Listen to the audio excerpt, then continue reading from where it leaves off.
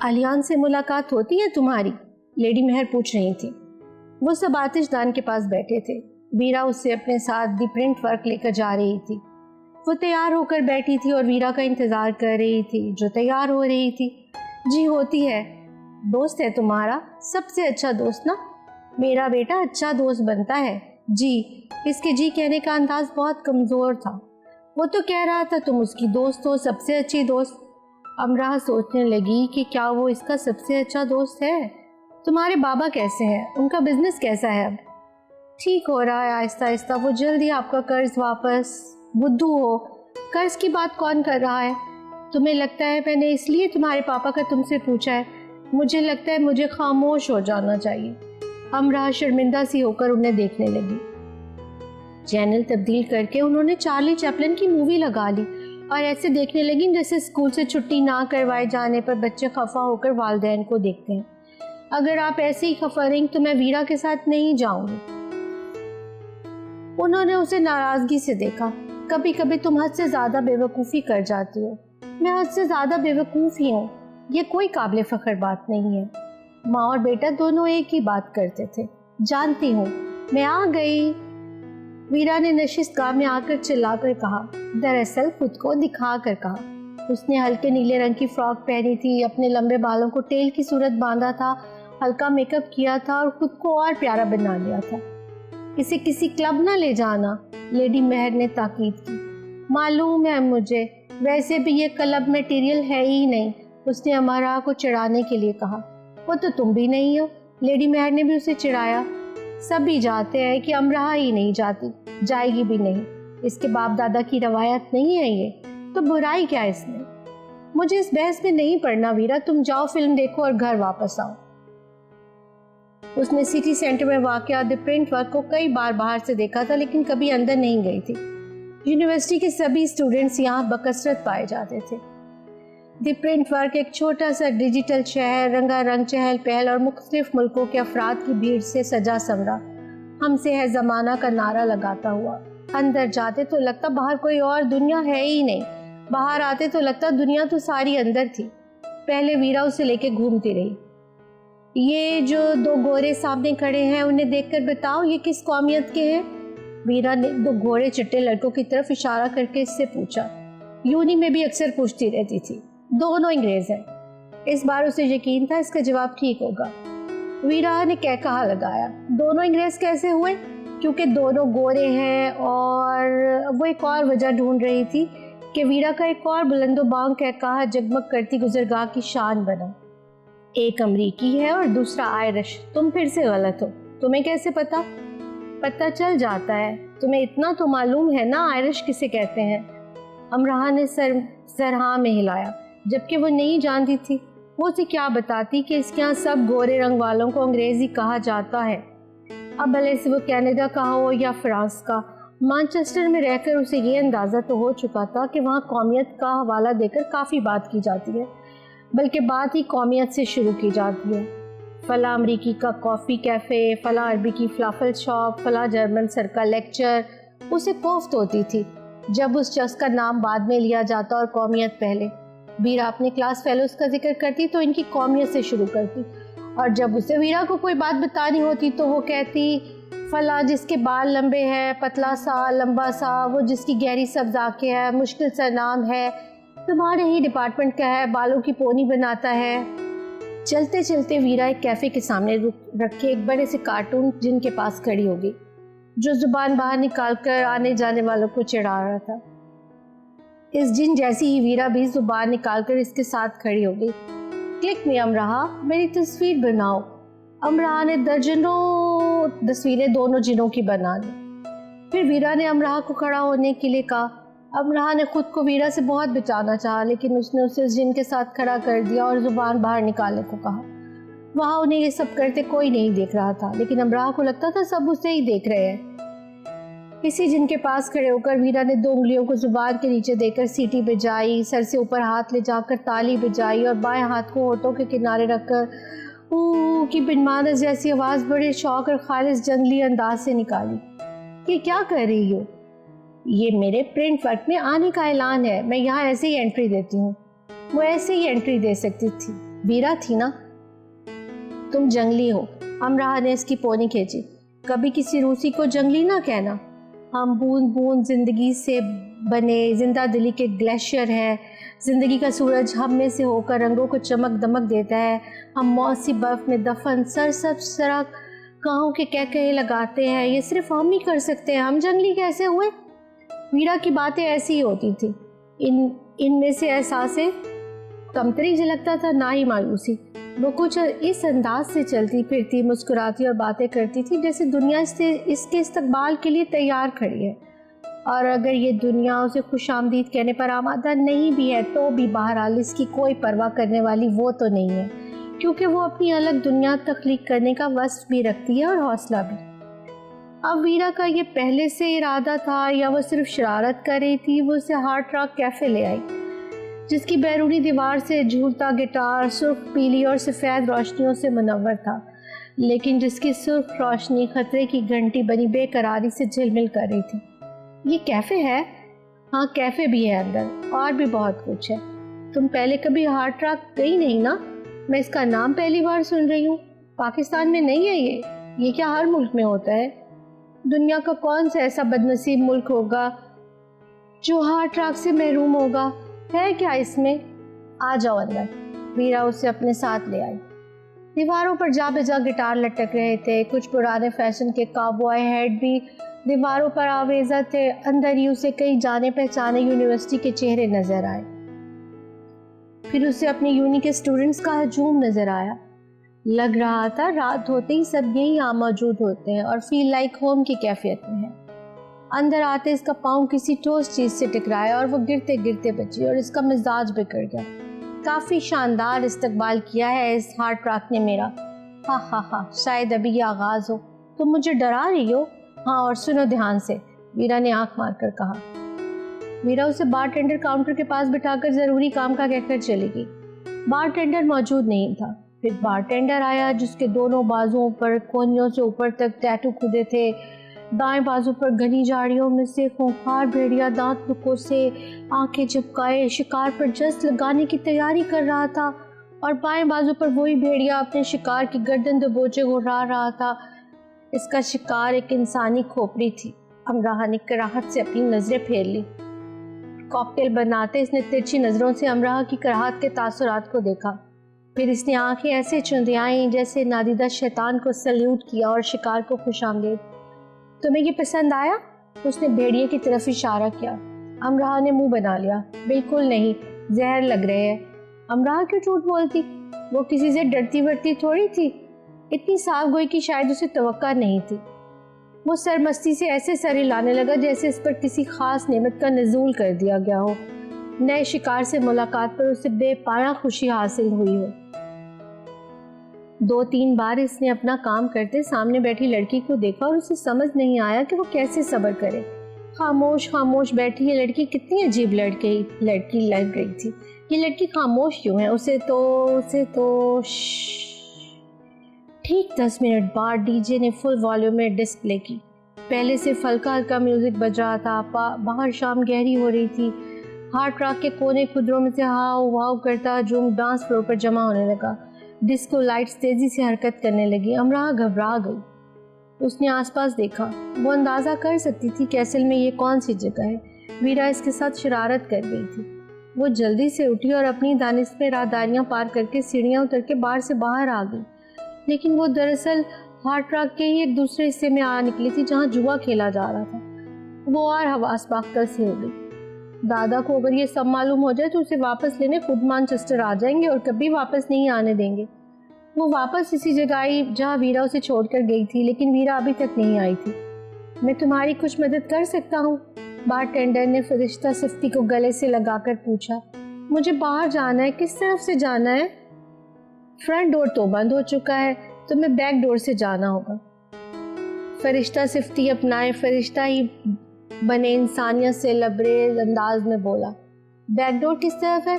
उसे क्या मालूम था इन हार्ट रॉक वगैरह में क्या असूल जवाबित थे आने जाने के और कहाँ इनके बैक डोर्स थे। हाथों को तेजी से नचाकर उसने बताया कि पिछला दरवाज़ा किस तरफ है। अमराह को इन भेड़िए खुदे हाथों की हरकत की कतन समझ नहीं आई। डीजे साउंड बदल चुका था। इसने जानवरों के चिंघाड़ने की आवाज़ों को मॉडर्न हिप हॉप म्यूज़िक के साथ मिक्स करके वॉल्यूम तेज़ कर दिया था। अमराह के रंग तेज़ी से बदलने लगे।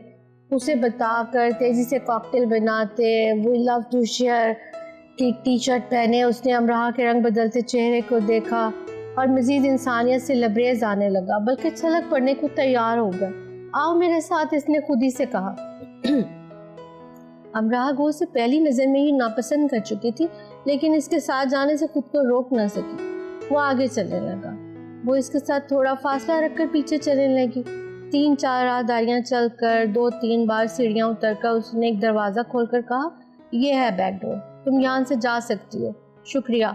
वो तेज़ी से आगे बढ़ी और दरवाजे के पार हो गई। लेकिन वो तो बाहर का रास्ता ही नहीं था। फौरी सदमे के ज़ेर असर आने से पहले उसने देखा कि वो एक छोटा सा कम रोशनी वाला कमरा है जो मुख्तलिफ चीज़ों से अटा पड़ा है। इसके पैरों के पास बहुत सी खाली बोतलें पड़ी थीं और वहाँ चंद कदम खड़े होने के अलावा कोई जगह नहीं थी। बदबू के भपके दम घोंट रहे थे। दरवाज़ा धड़ से बंद हुआ, फिर फौरी लॉक हुआ और चिल्लाकर उसने जो उसे बाहर का रास्ता दिखाने लाया था कहा, अब यहाँ कई भेड़िए आएंगे तुम्हारी गर्दन दबोचने। दूर ऊपर डीजे ने इंसानी खुद साख्ता चीखों के साथ एक दूसरे म्यूज़िक को मिक्स करके चलाया। हार्ड रॉक कैफ़े का डांस फ्लोर अपने अरूज पर आ गया। अमराह की चीखी से अरूज में दब गई। ये क्या हो गया और कैसे? अगर कोई इस वक्त इसकी शक्ल देख लेता तो जान जाता कि मौत से भी ज़्यादा दहशतनाक अगर कोई चीज़ थी तो वो इस वक्त इसकी शक्ल पर छाए खौफ के अलावा और कोई नहीं थी। बारूद अंधियार ने इसकी आंखों में घुसकर जलना शुरू किया। उसे नज़र आना बंद हो गया। तेज़ सीटी की आवाज़ इसके दोनों कानों से सर के अंदर घुसकर दर्दनाक अंदाज से गूंजने लगी। जुम्बिश इस पर महाल हुई और इसका विजदान खतरे का घंटा टनाटन बजने लगा।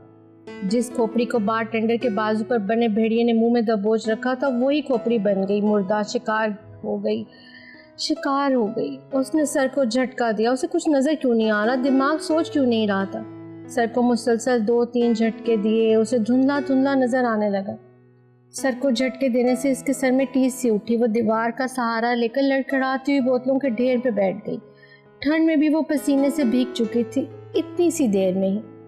इसका हाथ क्रॉस बैग पर लगा। उसका बैग उसके साथ था। इसके पास फ़ोन था। उसने कांपते हाथों से फ़ोन निकाला। वो वीरा को फ़ोन करने लगी। बेल जा रही थी, बेल जाती रही, लेकिन इसने फ़ोन नहीं उठाया। फिर मैसेज लिखने की कोशिश की, लेकिन इसकी उंगलियों की कपकपाहट ने उसे ऐसा करने नहीं दिया। वो साधना को फ़ोन नहीं करना चाहती थी क्योंकि वो पुलिस को फ़ोन कर देती और वो पाकिस्तानी लड़की पुलिस से बहुत खौफजदा थी कि यूँ बदनामी होगी और बहुत ज़्यादा होगी। इसके अलावा इसके पास सिर्फ चंद और दूसरे लोगों के नंबर्स थे। वो अपनी फ़ोन बुक चेक करने लगी और आलियान पर आकर रुक गई। वो एक क्लब के किसी तहखाने में बंद कर दी गई थी और खौफ से कांप रही थी। फ़ोन कॉल के बटन को पुश करने के लिए इसने अपनी जिस्म की थरथराहट को काबू में किया। हेलो आलियान, मैं अमराह, मुझे किसी ने यहाँ बंद कर दिया है। अपने रोने पर काबू पाने में इसने बहुत देर लगाकर जुमला मुकम्मल किया। ठीक है, तुम अभी वहीं रहो बेबी। कोने में खाली बोतलों के क्रेट्स के पीछे वोडका रखी है, तुम उसे पी सकती हो। पुलिस को कॉल करने की हिमाकत न करना, वरना तुम्हारी डेड बॉडी भी इनके हाथ नहीं आएगी। और हाँ, मुझे आलियान नहीं काल कहते हैं। काल? अमराह के हाथ से फ़ोन गिर गया और उसकी बैटरी निकलकर दूर जा गई। आलियान के फ़ोन पर वही था, उसे यहाँ बंद करने वाला। बारीक आसाब निचोड़ देने वाली खौफ की एक लहर ने इसके वजूद का अहाता किया। अब उसके पास एक ही हल था कि वो पुलिस को फ़ोन करे। आलियान, वीरा और वो लड़का कौन थे? इस सवाल के बारे में सोचते ही इसकी जान पैरों की उंगलियों में आने लगी। वीरा उसे बहाने से लाई थी, पर क्यों? ऐसे बंद करने के लिए? वो उसके साथ क्या करना चाहते थे? और आलियान, ये सब क्या था? वो सब क्या कर रहे थे इसके साथ और क्यों? कपकपाते हाथों से इसने बैटरी को फ़ोन में डाला और फ़ोन हाथ में लेकर बैठ गई। अगर पुलिस आएगी, इस क्लब में से उसे बरामद करेगी तो ये खबर अखबारात तक भी जाएगी। यूनिवर्सिटी के एक स्टूडेंट्स को मालूम हो जाएगा, वो तमाशा बन जाएगी। दादा को मालूम होगा, वो उसे वापस बुला लेंगे। वो पढ़ नहीं सकेगी। सुहाना सपना बस टूट जाएगा, बल्कि टूट ही गया। फ़ोन को हाथों में पकड़कर घुटनों को जोड़कर वो रोने लगी। मैनचेस्टर में पहली बार पूरी शिद्दत से रोती रही। इसके पास इसके अलावा कोई चारा नहीं था कि वो पुलिस को फ़ोन करे, और बात का सोचकर वो रो रही थी। ऐसे परदेश में किसी क्लब में बंद किए जाने पर, अपनी कम इटली पर, इतनी दूर परदेश में पढ़ने वाली अब तक बाहर जाने کہ اندر آنے کے راستے ہی ٹھیک سے یاد نہیں کر سکی. گھر سے باہر نکلنے کے لیے صرف 2 جوتے ہی ضروری نہیں ہوتے جو پہن کر باہر جائے جاتے ہیں. وہ ہوش مندی اور پھرتی بھی ضروری ہوتی ہے جو گرنے نہ دے. چوٹ تو ہرگز نہ لگنے دے. اسٹور میں پھیلی بدبو سے پاگل کیے دے رہی تھی. اے خدا میری مدد کر, کسی کو بھیج میرے لیے. وہ دعا کر رہی تھی اور ساتھ ساتھ ویرا کو فون کر رہی تھی کہ ایک دم سے دروازہ کھلا اور سامنے خدا کی بھیجی مدد کھڑی تھی, آلیان. امرہا, اس نے ابھی یہی کہا تھا کہ وہ تیزی سے اٹھ کر اسے دھکا دے کر پیچھے ہٹاتی بھاگ کر باہر نکلی اور اوپر آئی. کاؤنٹر کے پیچھے کھڑے مسکراتے ہوئے اس منحوس انسان کو اس نے تیزی سے بھاگتے ہوئے دیکھا اور لوگوں کے ساتھ ٹکراتی, گرتی پڑتی ہارٹ آنکھ سے باہر نکلی. امرہا بات سنو. آلیان تیزی سے اس کے پیچھے بھاگتا ہوا آ رہا تھا, اسے آوازیں دے رہا تھا لیکن وہ رکی ہی نہیں. کیوں رکتی؟ کہاں جا رہی ہو, میری بات سنو. اس نے ایک دم سے لپک کر اس کا بازو تھام لیا. امرہا پر جیسے کسی نے جلتا ہوا تیل انڈیل دیا. اس نے اپنے بازو کو جھٹکے سے اس سے چھڑوا کر اس کے منہ پہ ایک تھپڑ دے مارا. دی پرنٹ واقعی مصروف ترین راہ گزر پر کھڑے ہو کر کم سے کم 50 یونیورسٹی اسٹوڈنٹس کو گواہ بنا کر تم تینوں نے مل کر مجھ سے جو گھٹیا مذاق کیا یہ اس کے لیے. اس نے تھپڑ کی طرف اشارہ کیا اور اسے تیز سے گھورتی تیزی سے آگے بڑھ گئی. سڑک پر آ کر اپنے لیے ٹیکسی دیکھنے لگی. اس سے اس کا خون کھول رہا تھا. دکھ سے اس کی آنکھیں دھواں دھواں ہو رہی تھی. ویرا آلیان کی کلاس فیلو تھی اور وہ تیسرا بھی ان کا کوئی کلاس فیلو ہوگا. اسے نہیں معلوم تھا کہ یہ سب کیوں کیا گیا. اسے یہ معلوم تھا کہ اس کے ساتھ کر دیا گیا. بس اس نے ٹیکسی روکی اور اس میں بیٹھنے ہی لگی تھی کہ آلیان نے اپنے پیر کو ٹیکسی کے دروازے میں پھنسا لیا. میری بات سن کر جاؤ امرہا, اس نے تحمل سے کہا. اس کا چہرہ سرخ ہو رہا تھا. امرہا نے منہ پھیر لیا اور سختی سے اس کے پیر کو پرے کر کے دروازہ بند کر دیا اور ڈرائیور کو چلنے کے لیے کہا. وہ گھر پہنچی تو آلیان پہلے سے دروازے پر موجود تھا. میری بات سن لو امرہا, شور مت کرنا. ماما سنیں گی تو انہیں دکھ ہوگا. ہاں ہوگا دکھ انہیں کہ ان کے بیٹے نے کیا شاندار حرکت کی ہے. انہیں دکھ ہوگا کہ تم نے مجھے تھپڑ مارا. ساری دنیا بھی گواہ بن کر آ جائے گی تو وہ یہ کبھی نہیں مانیں گی کہ میں نے کچھ برا کیا ہے. اچھا دھول جھونک رہے ہو. پھر ان کی آنکھوں میں اسے پرے دھکیلتی وہ اندر جانے لگی. وہ ان میں سے کسی کی شکل بھی نہیں دیکھنا چاہتی تھی. انسان زندگی میں اس وقت زیادہ تکلیف اٹھاتا ہے جب وہ حقیقت جانے بغیر خود کو اندھا کر لیتا ہے اور اپنے اس اندھے پن کا علاج بھی نہیں کروانا چاہتا. آلیان اس کا راستہ روکے کھڑا کہہ رہا تھا. کیا کہنا چاہتے ہو مجھ سے؟ اب وہ چلائی. وہ کال تھا, تمہیں کیسے بتاؤں اس کے بارے میں. بس وہ ایسا ہی امرہا. وہ کچن میں میرے پاس آیا اور میرا فون مانگا. 2 منٹ بعد اس نے مجھے بتایا کہ اس نے تمہیں اسٹور میں لاک کیا ہے. اس سے تفصیل جانے بغیر میں جلدی سے تمہارے پاس آیا کیونکہ میں جانتا تھا تم کتنی جلدی پریشان ہو جاتی ہو. ان سب میں میرا قصور کہاں ہے امرہا؟ امرہا کے ٹپ ٹپ آنسو گرنے لگے. تم لوگ کس قدر ظالم ہو. میں ظالم نہیں ہوں امرہا. تم مجھے ایک اور تھپڑ مار سکتی ہو لیکن ایسے رو نہیں. میں کال سے نمٹ لوں گا. امرہا نے بیگ سے چابی نکال کر دروازہ کھولا اور ہتھیلی کی پشت سے آنکھیں صاف کرتی اندر چلی گئی. آلیان باہر ہی کھڑا رہ گیا. جب 2 گھنٹے بعد امرہا کے کمرے کی بتی گل ہو گئی تو وہ چلا گیا. وہ کال کے پاس جا رہا تھا. اسے ایک زوردار گھونسا مارا. ہارڈ ٹرک کیفے کے ڈانسنگ فلور پر جب میوزک اپنے عروج پر تھا اور سب ڈانس کرتے کرتے پاگل سے ہو رہے تھے, اس وقت اس نے کارل نامی لڑکے کے منہ پر زوردار گھونسا مارا. وہ لڑکھڑا کر گرا اور ہنستے ہوئے اٹھ کر کھڑا ہو گیا. اس نے میرے ڈیڈیز کو برا کہا تھا. کارل نے اپنے ٹیٹوز کی طرف اشارہ کیا. اس سے دور رہنا کارل. آریان کی آنکھیں اور سرخ ہو گئیں. تمہاری گرل فرینڈ ہے وہ؟ آنکھ مار کر کہا. وہ میری دوست ہے. دوست ہے تو تمہاری اور بھی بہت سی ہیں. یہ کون سی دوست ہے جس کے لیے تم نے مجھے گھونسا مارا ہے؟ سنا ہے اس نے تمہیں بھی تھپڑ مارا ہے. اسے ہمارے یہاں کے ماحول کی عادت نہیں ہے. وہ ڈر جاتی ہے. او واو, اسٹوڈنٹ پارٹی میں اسے ڈرتے میں نے بھی دیکھا تھا. کمال کا ڈرتی ہے وہ. بہت مزہ آتا ہے اسے ڈرانے میں. جب میں دروازہ بند کر رہا تھا تو اس کی شکل دیکھنے لائق تھی. پچھلے دنوں میں کچھ اتنا مصروف رہا کہ اس فریشر کو وقت ہی نہیں دے سکا. آج وہ خود ہی آ گئی. میرا وقت نہیں. اس کا آنا مجھے اچھا لگا. کاش میں اسٹور میں کچھ دیر اور بند رکھ سکتا. کاش. بس کہا نا اس سے دور رہنا. اسے وہیں چھوڑ کر آلیان واپس کچن میں گیا. وہ کچن کا ہیڈ تھا. امرہا کے پیچھے گھر تک جاتے اس نے اپنے مینیجر کو فون کر کے بتا دیا تھا کہ وہ ضروری کام سے جا رہا ہے. 1-2 گھنٹے میں واپس آ جائے گا. یعنی اس سے اور قریب ہو جانا. کارل کہا لگا کر ہنسا. اسے آج تک کسی کو تنگ کرنے میں شاید ہی اتنا مزہ آیا ہوگا جتنا امراہ کو اسٹور میں لاک کرتے وقت آیا تھا. کارل بھی اسی ادارے میں رہا تھا جس میں آلیان نے پرورش پائی تھی. وہ اچھے دوست بھی تھے اور اچھے دشمن بھی. ابتدا کارل نے کی. اس نے ادارے میں موجود ایک دوسرے لڑکے کے سوتے میں ہاتھ پاؤں باندھ دیے اور منہ پر کپڑا لپیٹ دیا. لڑکا بے ہوش ہو گیا تھا. جب اس سلسلے کی تفتیش کی گئی تو کارل نے معصومیت سے ہاتھ آلیان کی طرف اٹھا کر کہا, اس نے کیا ہے یہ, میں نے خود اسے یہ کرتے دیکھا تھا. آلیان اس کا منہ دیکھتا رہ گیا اور سزا کے طور پر اسے پورا 1 مہینہ ایک وقت کا کھانا ملتا ہے. پھر آلیان نے کارل کے ذمہ جو لانڈری ہوا کرتی تھی اس میں کافی کا گاڑھا محلول, سیاہی اور ببل گم چبا کر ڈال دی. اسے مزید کچھ بھی کرنے کی ضرورت محسوس نہیں ہوئی. سب جانتے تھے کارل ہر وقت ببل کھایا کرتا ہے. آلیان کارل کے پاس جسے بستر کے بجائے زمین پر سونے کی سزا ملی تھی گیا اور اسے کہا, حساب برابر ہو گیا نا کارل. کارل نے پوری بتیسی نکال کر دکھائی. بالکل, اور کافی مزہ بھی آیا.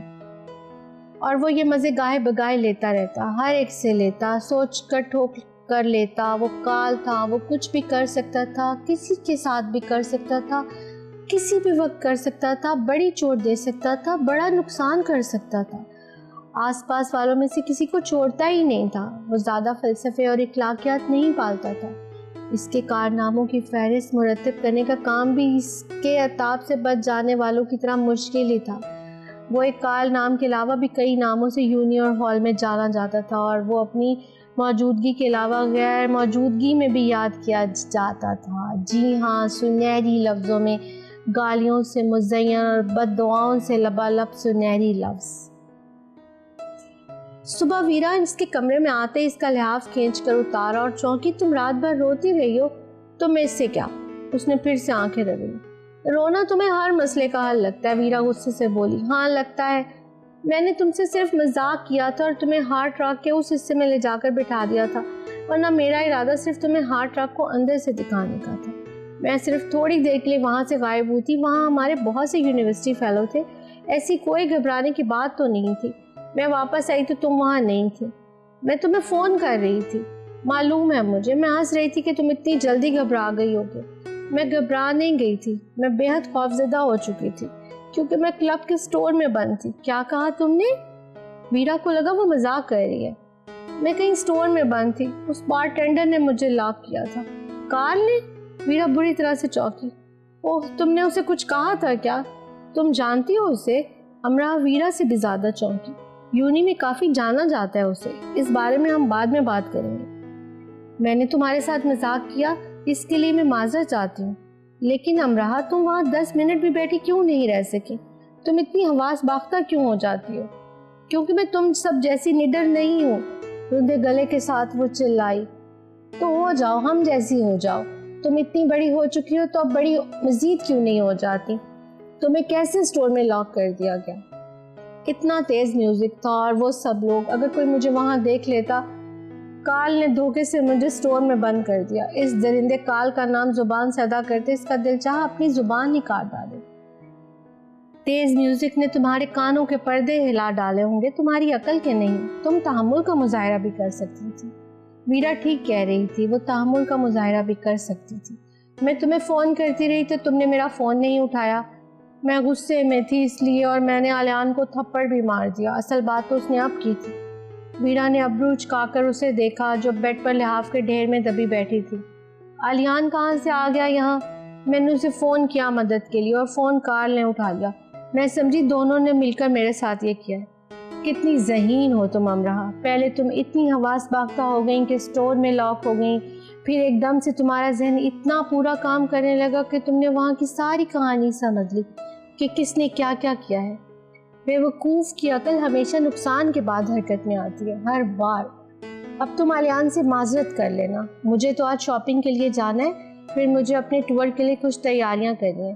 کہو تو تمہیں یونی چھوڑ دوں, میں بس سے چلی جاؤں گی. اس نے اپنے نم گال صاف کیے. ہمت کر کے وہ اٹھی, تیار ہوئی, روئی روئی آنکھوں کے گرد ہلکے میک اپ کی تہہ جمائی اور یونی آ گئی. وہ ابھی بھی یہ سوچ کر دہل سی جاتی تھی اگر اسے اسٹور میں لاک کیا جانا صرف ایک مذاق تھا یا صرف اسے تنگ کیا جانا نہ ہوتا تو کیا ہوتا.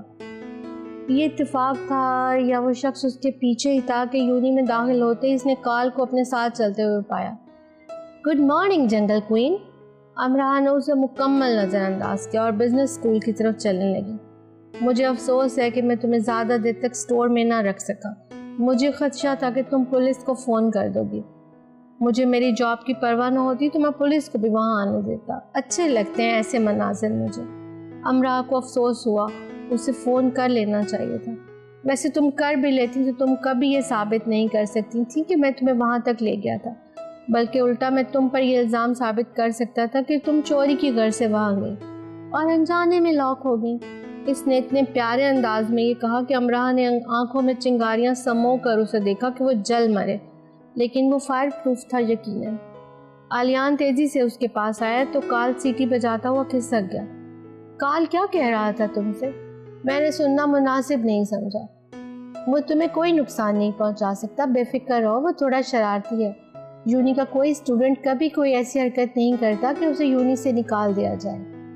مجھے اس کے بارے میں بات نہیں کرنی. میں نے آج تک کبھی کسی کو ایسے ہٹ نہیں کیا. ہمت کر کے اس نے جلدی سے کہہ دیا. مطلب وہ خوش نصیب صرف میں ہی ہوں. میں تم سے شرمندہ ہوں. آلیان نے اس کی سرخی مائل آنکھوں کی طرف دیکھا. وہ جب جب ان آنکھوں کی طرف دیکھتا تھا اسے لگتا تھا کہ جیسے بس ابھی ان میں سے آنسوؤں کا دریا نکلے گا اور سب بھیگ بھیگ جائے گا. تم شرمندہ نظر تو نہیں آ رہی. کیسے نظر آیا جاتا ہے شرمندہ؟ یعنی معافی بھی وہ مانگنے آئی تھی اور غصہ بھی وہی کر رہی تھی. ویل ایسے تو نہیں جیسے تم ہو. ٹھیک ہے میں جا رہی ہوں. وہ معافی مانگنے آئی تھی تو بدلے میں یہ سننے آئی تھی کہ کوئی بات نہیں، غلط فہمی ہو جاتی ہے، غلطی انسان سے ہی ہوتی ہے وغیرہ وغیرہ. لیکن وہ تو تم اتنی جلدی جلدی ناراض کیوں ہوتی ہو؟ وہ خاموش رہی. اچھا ٹھہرو، ادھر مجھے دیکھو. تمہیں معذرت کرنے کی ضرورت ہی نہیں رہے گی. وہ اسے دیکھنے لگی. آلیان نے آنکھیں بند کر لی، منہ میں کچھ بڑبڑانے لگا، پھر آنکھیں کھولی، پین پر پھونک ماری اور پین کو جادو کی چھڑی کی طرح گول گول گھمایا. یہ کیا ہے؟ امراہ نے اس کے بچگانہ انداز پر ہنس کے بنا دکھایا. جادو. اب پھر سے سب پہلے جیسا ہو گیا ہے. میں نے وقت پر اپنا جادو چلا دیا ہے. میں نے کل کی رات کو ہماری زندگی میں سے نکال دیا ہے. اب سب ٹھیک ہے اور سب ٹھیک ہی رہے گا. اب امراہ کو ہنسی آ گئی. تم سب اتنے عجیب و غریب کیوں ہو اور تم اتنی سمجھدار کیوں ہو؟ اس نے ہاتھ میں پکڑے جادو کے پین کو اپنی ناک پر رکھتے ہوئے پوچھا. ہم سب بادام کھاتے ہیں نا. ہم سب سمجھدار، عقل مند، فہم والے انسان ہیں. کیا اطراحٹ تھی امراہ کی. ہم سب بلیاں اور چوہے کھاتے ہیں، اسی لیے اتنے عجیب و غریب ہیں. بلی، چوہے، آخ. امراہ اپنی اطراحٹ جھٹ بھول گئی. آلیان نے خواہش کی کہ کاش اس کے ہاتھ میں پکڑا پین واقعی جادو کا ہوتا. وہ اس لمحے آنکھ کو یہیں روک لیتا، امراہ کو جامد کر دے، پھر اس کی ناک کو پکڑ کر دائیں بائیں کرے اور کرتا ہی رہے. کاش یہ جادو اس کے ہاتھ میں آ جائے. پھر سے کرنا. وہ پھر سے یہ فرمائش کیے بغیر نہ رہ سکا. کیا؟ وہی جو بلی چوہے کے نام پہ کیا ہے. اف، تم سب پاگل ہو، کہتے امراہ جانے لگی. تم نے کبھی کسی کو چیلنج کیا ہے؟ نہیں. وہ رک گئی. میں تمہیں کروں؟ وہ گفتگو کو لمبا کر رہا تھا یا وقت کو؟ امراہ نے آنکھیں سکیٹ کر اسے دیکھا. کیا چاہتے ہو تم؟ ڈو اور ڈائی. اس کی آنکھیں ایسے شرارت سے سکڑ گئیں جیسے اس خیال سے محفوظ ہوتی ہوں کہ مرنا مرانا تو ہو چکا نا، اب آگے کی سوچو.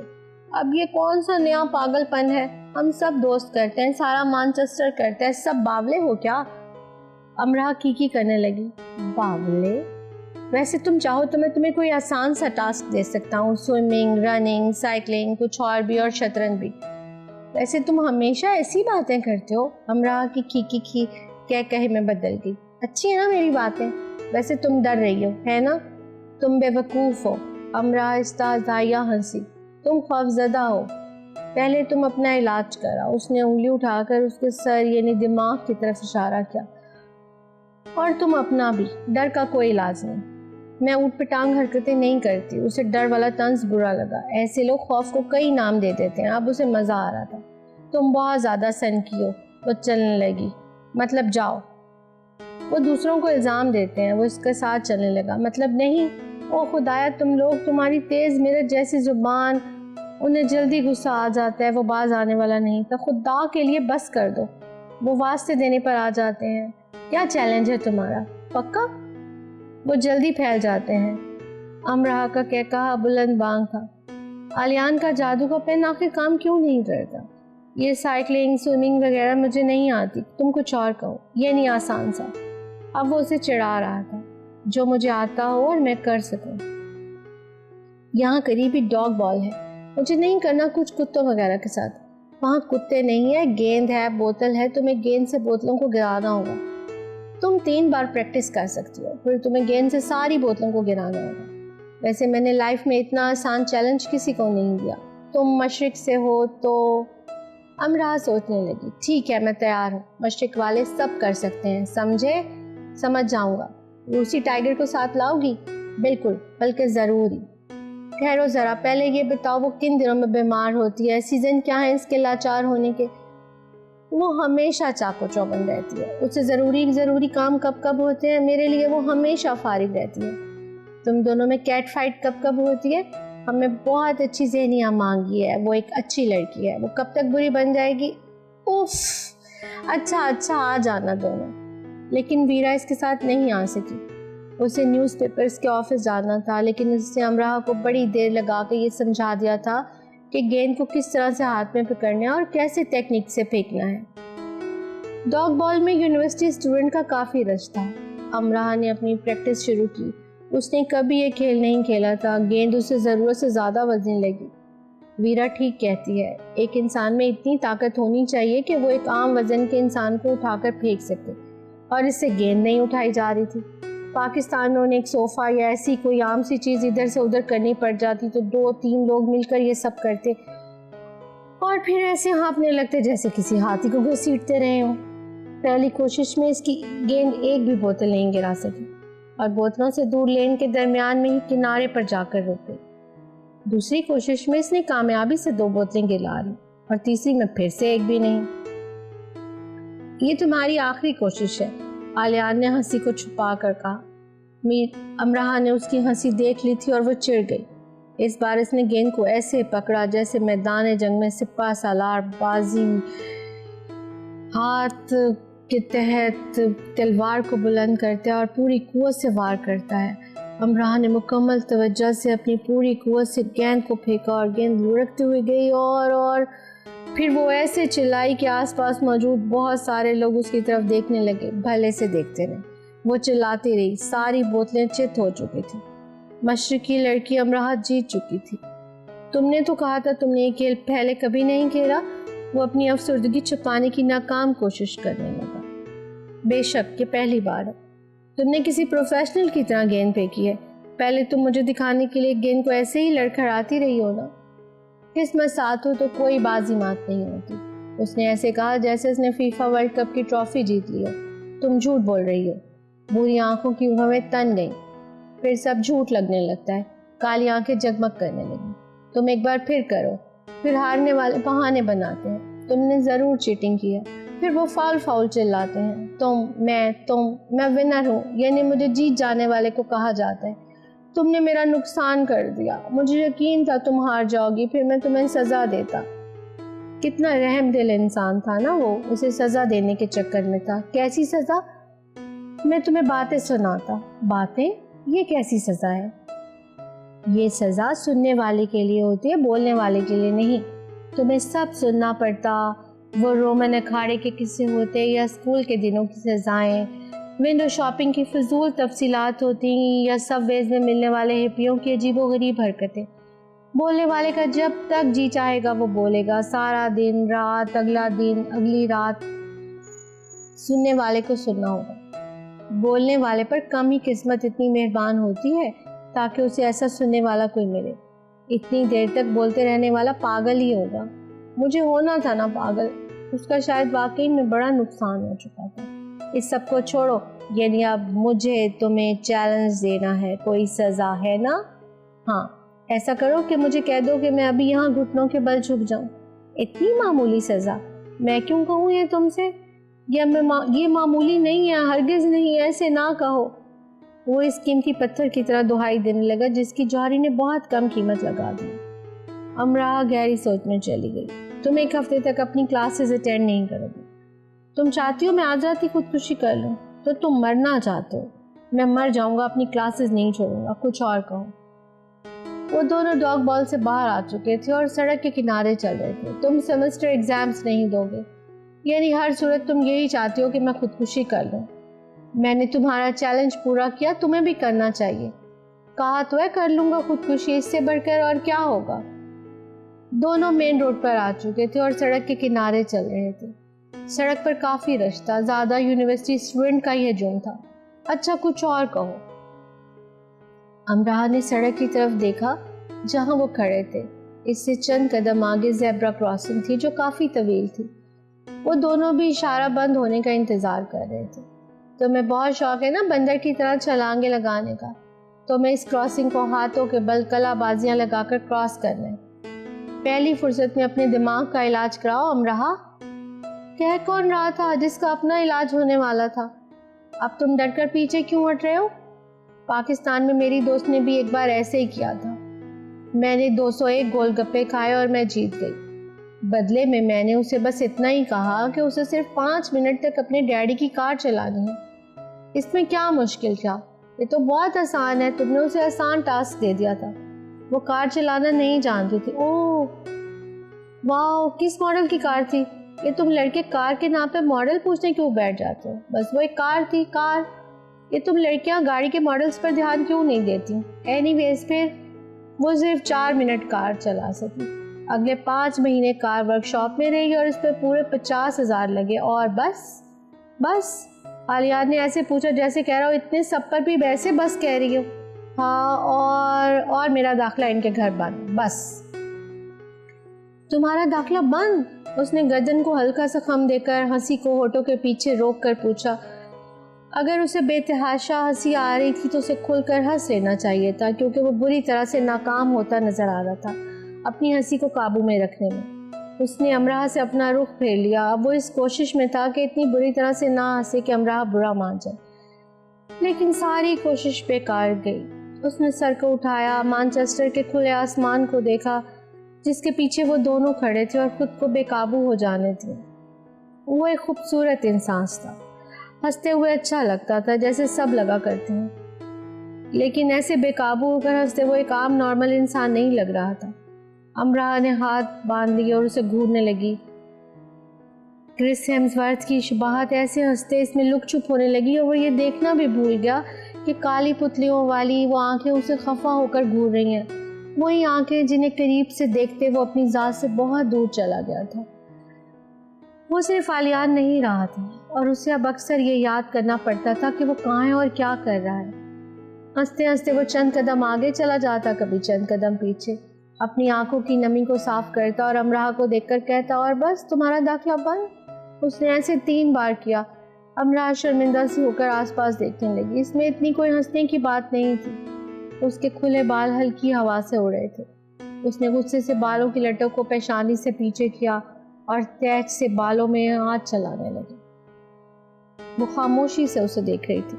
اسے لگ رہا تھا کہ وہ اس کی بے عزتی کر رہا ہے، کیسے پاگلوں کی طرح ہنس رہا ہے۔ رونے کے لیے ہر وقت تیار رہنے والی امراہ نے ایک اور بار رونے کی تیاری کر لی۔ کچھ ہی دیر میں جب بمشکل عالیان خود پر قابو پا سکا تو اس نے امراہ کے غصے اور رونے پر آمادہ شکل پر غور کیا اور اسی وقت امراہ تیزی سے اس کے آگے الگ سے چلنے لگی۔